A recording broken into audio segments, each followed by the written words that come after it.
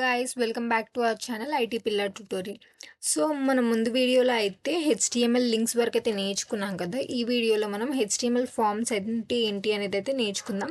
So కొత్తగా ఛానల్ని ఎవరైనా విజిట్ చేసి ఉంటే మాత్రం ఫస్ట్ వెళ్ళి ఆ వీడియో చూసిన తర్వాత వీడియో చూడండి. సో దట్ మీకు ఎలాంటి కన్ఫ్యూజన్ లేకుండా క్లియర్గా అర్థమవుతుంది.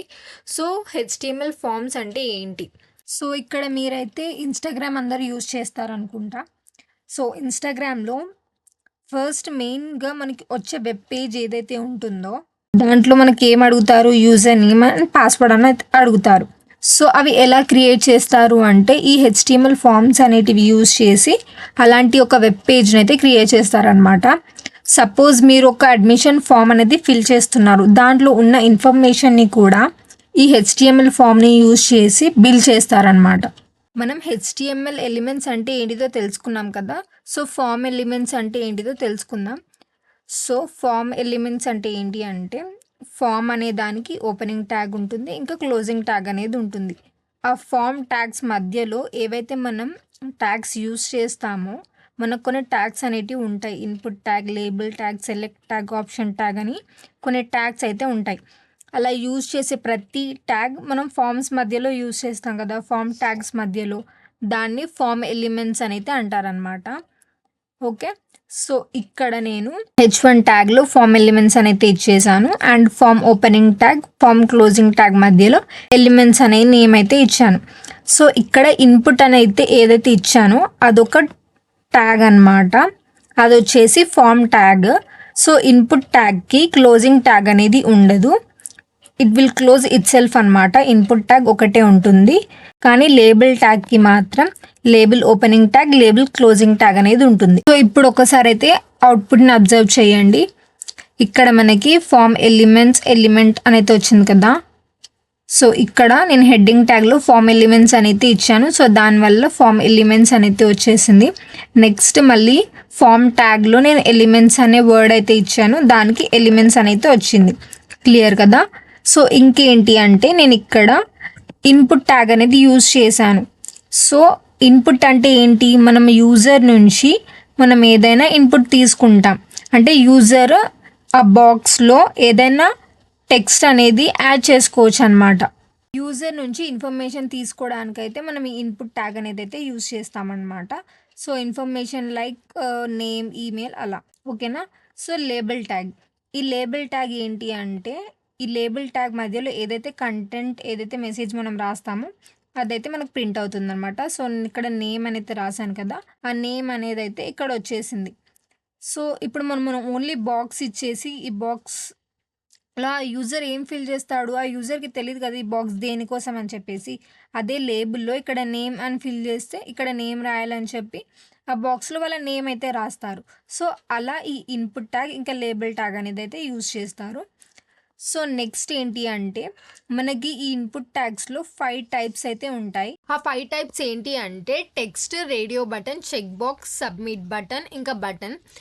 సో మనకి ఈ 5 కాకుండా ఇంకా చాలా టైప్స్ అయితే ఉంటాయి, కానీ మనం మెయిన్గా హెచ్టిఎంఎల్లో యూజ్ చేసేది మాత్రం ఈ 5 టైప్స్ అనమాట.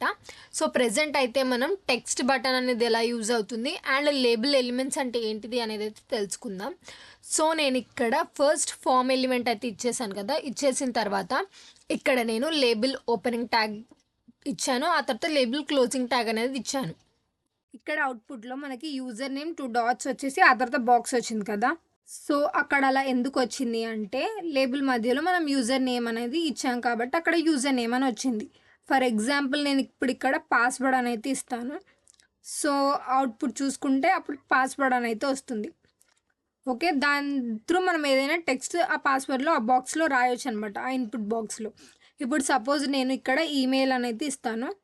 సో అప్పుడు దాంట్లో ఏమవుతుంది, ఈమెయిల్స్ మాత్రమే ఉంటాయి. అప్పుడు మనకి క్లిక్ చేయగానే ఈమెయిల్స్ కనిపిస్తాయి అన్నమాట, ఏ ఈమెయిల్ ఇవ్వాలి అనేది. ఓకే, సో ఇలా మీరు లేబుల్ ట్యాగ్స్ మధ్యలో ఏ కంటెంట్, ఏ టెక్స్ట్ అయితే రాస్తారో అదే మనకి అక్కడ వస్తుందన్నమాట.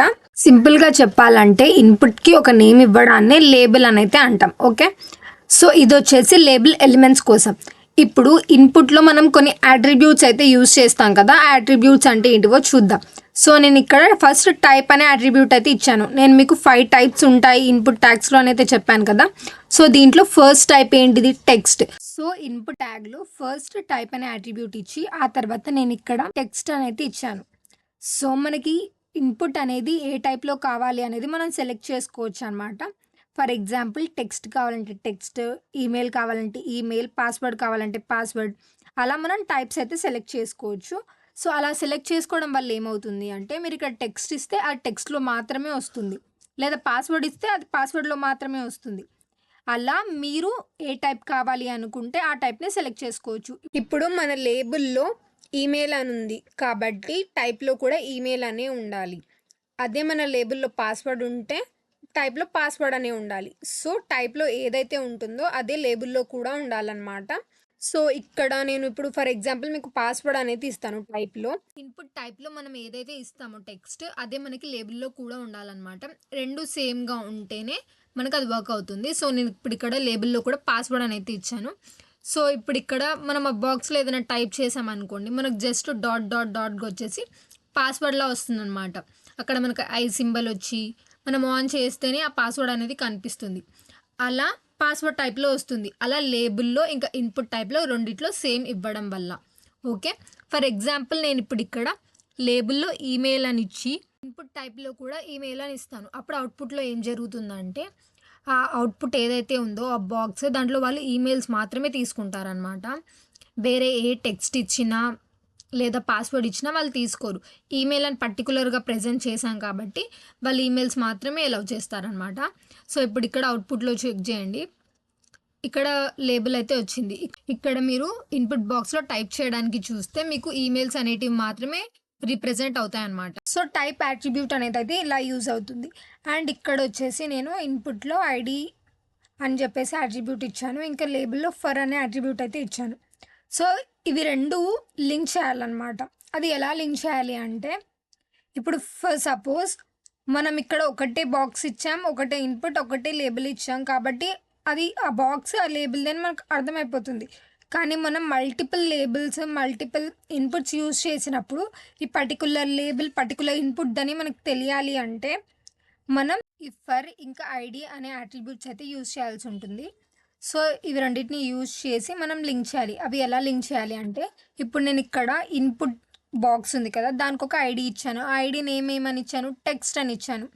ఆ ఐడి దేనిది అని మనకు ఎలా తెలియాలి? దానికోసం నేను లేబుల్లో ఫర్ అనే అట్రిబ్యూట్ ఇచ్చాను. దాంట్లో మనం ఏదైతే ఐడి నేమ్ ఇచ్చామో అది ఫర్లో టెక్స్ట్ అని ఇచ్చాం కాబట్టి ఐడిలో కూడా టెక్స్ట్ అని ఉండాలి. సో రెండు సేమ్ అయితే ఉండాలి, అప్పుడు అవి లింక్ అయిపోతాయి అన్నమాట. అలా మనకి ఆ రెండు లింక్ అయ్యి ఇది దీందే, ఈ బాక్స్ ఈ లేబుల్కి రిలేట్ అయింది అని మనకు అర్థమవుతుంది. సో ఇక్కడ మనకి సింగిల్గా ఇన్పుటే యూజ్ చేసాం కాబట్టి దీంట్లో తెలియట్లేదు. ఇంకా ముందు ముందు మనం యూజ్ చేస్తాం కదా వేరే వేరే ఫామ్స్, అప్పుడు మీకు ఇంకా క్లియర్గా అర్థమవుతుంది. సో ఫర్ ఐడి అట్రిబ్యూట్స్ అయితే ఇలా యూజ్ చేయాల్సి ఉంటుంది. ఇక్కడ నేను వాల్యూ అని ఇంకొక అట్రిబ్యూట్ అయితే యూజ్ చేశాను కదా లేబుల్ ట్యాగ్లో. అది దేనికి అంటే ఇప్పుడు నేను ఇక్కడ వాల్యూలో నేమ్ అని ఇచ్చాను అంటే అది ఏం చేస్తుంది? ఓన్లీ నేమ్ని మాత్రమే అలౌ చేస్తుంది అనమాట. ఫర్ ఎగ్జాంపుల్ నేను ఇప్పుడు ఇక్కడ ఈమెయిల్ యూజ్ చేశాను కాబట్టి వాల్యూలో నేను ఈమెయిల్ అని ఇచ్చాను. సో దీనివల్ల ఏమవుతుంది అంటే నేను ఏదైనా నేమ్ ఇచ్చినా లేదా నెంబర్స్ ఇచ్చినా అది తీసుకోదు. సో ఇక్కడ నేను టైప్ చేస్తాను. సో ఇక్కడ నేను జస్ట్ ఒక నేమ్ టైప్ చేసి వదిలేసాను. వదిలేస్తే ఏమవుతుంది? సో అది ప్లీజ్ ఇంక్లూడ్ అండ్ ఇలా ఒక మెసేజ్ అనేది మనకి ఇస్తుందన్నమాట. వాల్యూ అనే అట్రిబ్యూట్లో మనం ఈమెయిల్ ఇచ్చాం కాబట్టి ఈమెయిల్ అడ్రస్ ఏంటిది? @gmail.com. సో మీరు @email.com అని టైప్ చేసేదాకా ఇన్పుట్ బాక్స్ అనేది తీసుకోదు. ఇప్పుడు నేను ఇక్కడ నంబర్స్ ఇచ్చాను ఫర్ ఎగ్జాంపుల్, నంబర్స్ ఇచ్చినా అది తీసుకోదు. మీరు అంటిల్ అండ్ అన్లెస్ @gmail.com అని ప్రొవైడ్ చేసేదాకా అది ఇన్పుట్ బాక్స్ అనేది అయితే అలౌ చేయదన్నమాట. మీరు ఏ మెసేజ్ చేసినా కూడా అది తీసుకోదు. సో మనం లేబుల్ ట్యాగ్ ఎలా యూజ్ అవుతుంది, ఇన్పుట్ ట్యాగ్ ఎలా యూజ్ అవుతుంది, ఫర్ అనే అట్రిబ్యూట్, ఐడి అనే అట్రిబ్యూట్, టైప్ అనే అట్రిబ్యూట్, వాల్యూ అనే అట్రిబ్యూట్ ఇవి ఎలా యూజ్ అవుతాయి అనేది అయితే తెలుసుకున్నాం కదా. సో మిగిలింది ఏంటిది? ఓన్లీ నేమ్ అనే అట్రిబ్యూట్ ఎలా యూజ్ అవుతుంది అనేది తెలియాలి. సో నేమ్ అనే అట్రిబ్యూట్లో మనం ఇన్పుట్ నేమ్లో కావాలనుకుంటే నేమ్ అని ఇవ్వాలి, లేదా ఈమెయిల్ కావాలనుకుంటే ఈమెయిల్లో ఇవ్వాలి. సో మనకి ఇన్పుట్ దేంట్లో కావాలి అనే దాన్ని బట్టి ఈ నేమ్ అనే అట్రిబ్యూట్ అయితే యూజ్ చేయాలి. సో ప్రెజెంట్ అయితే మనకు అవుట్‌పుట్‌లో ఎలాంటి చేంజెస్ అనేటివి జనరేట్ అవ్వలేదు. కానీ నేమ్ అట్రిబ్యూట్ వల్ల చాలా యూజెస్ అయితే ఉన్నాయి. అవి నేను ముందు ముందు వీడియోస్‌లో చెప్తాను. సో ఇప్పటిదాకా అయితే మనం ఫార్మ్ ఎలిమెంట్స్ ఇంకా లేబుల్ ఎలిమెంట్స్ అయితే నేర్చుకున్నాం. అండ్ టెక్స్ట్ టైప్ గురించి కూడా నేర్చుకున్నాం. నెక్స్ట్ ఏంటి అంటే రేడియో బటన్ టైప్. సో ఇక్కడ ఫస్ట్ అయితే నేను పారాగ్రాఫ్ ట్యాగ్‌లో choose your favourite web language అని చెప్పి అయితే ఇచ్చాను. ఇచ్చిన తర్వాత ఇక్కడ నేను మళ్ళీ form opening tag, form closing tag అనేది అయితే ఇచ్చాను. ఆ తర్వాత ఫస్ట్ నాకు యూజర్ నుంచి ఇన్పుట్ కావాలి. సో దానికోసమే నేనైతే ఇన్పుట్ ట్యాగ్ అనేది యూజ్ చేశాను. సో నాకు ఆ ఇన్పుట్ ట్యాగ్‌లో నా ఇన్పుట్ అనేది ఎలా కావాలి? ఒక రేడియో టైప్‌లో కావాలి కాబట్టి నేను దాంట్లో రేడియో అనే వాల్యూ అయితే ఇచ్చాను. సో దీనివల్ల ఏమవుతుంది అంటే నా అవుట్‌పుట్‌లో అదొక రేడియో బటన్‌లా అయితే డిస్‌ప్లే అవుతుందనమాట. యూజర్ దానిపైన క్లిక్ చేసినప్పుడు. ఓకే. సో ఇక్కడ నా లేబుల్ అనేది ఉంది కదా! సో నా ఫస్ట్ లేబుల్ వచ్చేసి హెచ్‌టీఎంఎల్ అని ఉంది. సో అది ఎందుకొచ్చింది? లేబుల్ ట్యాగ్స్ మధ్యలో label opening tag, label closing tag మధ్యలో నేను హెచ్‌టీఎంఎల్ అని ఇచ్చాను కాబట్టి నాకు అవుట్‌పుట్‌లో హెచ్‌టీఎంఎల్ అని వచ్చింది ఫస్ట్‌ది. సో ఇక్కడ మళ్ళీ నేను 3 ఇన్పుట్స్ అయితే ఇచ్చాను. ఎందుకంటే నాకు 3 ఇన్పుట్స్ కావాలి కాబట్టి 3 ఇన్పుట్ ట్యాగ్స్ అయితే నేను యూజ్ చేశాను. సో ఇక్కడ నేను ఇప్పుడు లేబుల్ ట్యాగ్ ఉంది కదా! అదైతే నేను తీసేసి రిఫ్రెష్ చేశాను. చేసిన తర్వాత ఇక్కడ మీకు అవుట్‌పుట్ చూస్తే అక్కడ ఏం లేదు. బికాజ్ మన లేబుల్ అనేది ఏం లేదు కాబట్టి అక్కడ ఏం డిస్‌ప్లే అవ్వదు. ఆ తర్వాత ఇక్కడ మళ్ళీ నేను హెచ్‌టీఎంఎల్ అని టైప్ చేస్తాను. సో దట్ మన అవుట్‌పుట్‌లో ఇప్పుడు హెచ్‌టీఎంఎల్ అని అయితే వస్తుందన్నమాట. సో ఇలా మీరు లేబుల్‌లో ఏదైతే ఇస్తారో అక్కడ అవుట్‌పుట్‌లో మీకు అదే వస్తుంది. క్లియర్? సో నెక్స్ట్ ఏంటి అంటే మనం ఇన్పుట్ ట్యాగ్‌ని, లేబుల్ ట్యాగ్‌ని రెండిటిని లింక్ చేయాలని చెప్పాను కదా! సో దానికోసమే ఐడీ అట్రిబ్యూట్ ఇంకా ఫర్ అనే అట్రిబ్యూట్ 2 కూడా యూజ్ చేస్తాం. సో నేను ఐడీలో హెచ్‌టీఎంఎల్ ఇచ్చాను కాబట్టి ఫర్‌లో కూడా హెచ్‌టీఎంఎల్ అనే ఇచ్చాను. సో 2 సేమ్ ఉండాలన్నమాట. ఓకే. నెక్స్ట్ దాంట్లో సీఎస్ఎస్ అని ఇచ్చాను కాబట్టి ఫర్‌లో కూడా సీఎస్ఎస్ అని ఇచ్చాను. సో ఇది సెకండ్ ఇన్పుట్‌కి ఇచ్చాను. సో ఫైనల్ ఇన్పుట్‌లో ఏమిచ్చాను?